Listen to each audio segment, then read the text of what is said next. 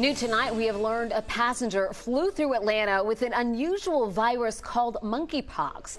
The passenger was traveling from Nigeria to Texas and stopped in Atlanta on July 9th before continuing on to Dallas.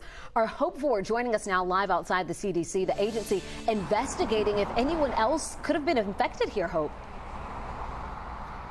Yeah, that's right. And you know, monkeypox, you've probably never heard of that before. Basically, it's a relative to smallpox, and the CDC is doing contact tracing, but they believe because of an already in place COVID restriction, that might have saved others from catching the virus. So what is monkeypox? Well, first, it can actually come from many rodents, like squirrels. The virus usually comes with mild symptoms. Or let's say similar to a very severe case of chickenpox.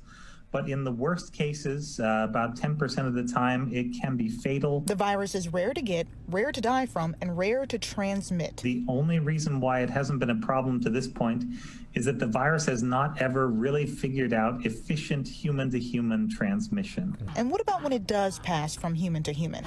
Occasionally happens, but usually it's only one set. So one person gives it to another and then it stops. The virus can cause swollen lymph nodes, rashes, fever, and blisters, and transmits via eyes, nose, mouth, and small cuts. Looks like something that would be blocked very well with masks. Airports and airplanes. Two areas still under strict guidelines for all passengers to wear masks at all times, which is why the CDC believes the risk of a spread from the passenger traveling through the Atlanta airport is low. And monkeypox is not a new virus. Cases were discovered in the 70s, mainly overseas. It did come to the U.S. in 2003 with 47 cases. None of those were fatal. They actually used the smallpox vaccine back then to help control the outbreak. Still something you do not want to hear, Hope. Thank you so much.